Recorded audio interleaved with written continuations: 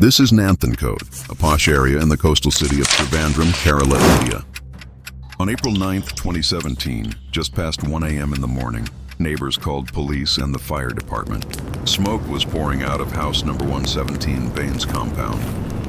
When officers entered the house, they were not prepared for what they found inside. 4 mutilated bodies, members of one family. 3 bodies were burned beyond recognition. The 4th was infested with maggots, chopped and wrapped in a bedsheet. Who could commit such a diabolic act? Stay with me, because in the next 15 minutes we'll unravel a story of dysfunctional parenting, emotional neglect, digital addiction, and the red flags we all must watch for, because the greatest betrayal never comes from an enemy. Inside this house lived 5 people, 60 years old. Professor Raja Thankam, his wife, 58 years old.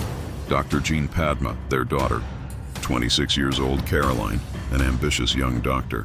Their son, 30 years old, Kadel Jeanson Raja, a college dropout. And 70 years old Lalitha, Dr. Jean's visually challenged sister. On the surface, they were respectable, comfortable, and admired. But behind closed doors, it was a broken, secluded family. Neighbors said they were socially reclusive. Even inside the home, they texted each other instead of speaking, even to say, "Dinner's ready," a family living together, yet worlds apart. Kadel Jeanson was the misfit, an introvert, raised in wealth but not in warmth. He had no hobbies, no friends, no emotional bonds. His parents discouraged friendship, fearing it would spoil him. He was punished for low grades, pressured to excel. They sent him to the Philippines to study medicine. He dropped out, returned home, then sent him to Australia for computer science. He dropped out again. This time he lied, claiming he had landed a remote job designing video games. It was his excuse to lock himself in his room. And there, behind that closed door, he vanished into the dark side of the internet, watching gruesome crime shows, reading occult forums, exploring astral projection, and researching the perfect way to kill his family. But did he find the perfect way?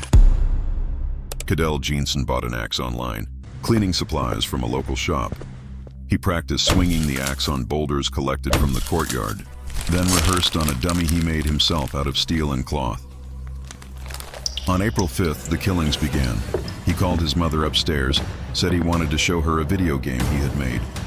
When she sat before the computer, he struck her from behind with the axe. She sustained 9 wounds.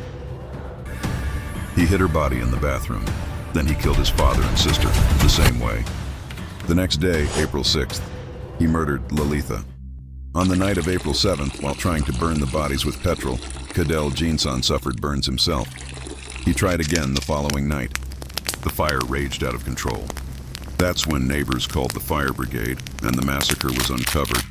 By then, Kadel Jeanson had fled to Chennai, a city some 480 miles away from home. He stayed in a hotel, changed cloths, and returned back home as if nothing happened. When police arrested him at a railway station, he smiled and asked, "Why are you arresting me?" So what made a son kill his entire family? Investigators found deep resentment. Kadel hated his father, an alcoholic who, after retirement, became volatile and unfaithful. He blamed his mother for tolerating it. He envied his sister for being everything he wasn't. It was hatred, humiliation, and revenge. But Kadel's explanation? He claimed it was astral projection, a ritual to free their souls. When that failed, he tried to fake psychosis, hoping to use Section 84 of the Indian Penal Code, the insanity defense. But police had his digital footprints, online search histories, murder guides, dummy rehearsals. Psychiatrists confirmed he was sane and calculating. After an 8-year trial, May 12, 2025, the 6th Additional Sessions Court of Trivandrum found Kadel guilty on all counts. Murder, arson, and destruction of evidence. The court called the crime grave, numbing to conscience. Yet, on May 13th, the judge stopped short of the death penalty. Instead, life imprisonment plus additional consecutive sentences and a fine. In the end, this wasn't a story about a cult or psychosis. It was a story about silence, a family that stopped talking. Parents who replaced affection with expectation. A son who replaced connection with dark web. 4 lives ended. 1 remains, behind bars for life. But the truth is, this tragedy didn't begin with an axe.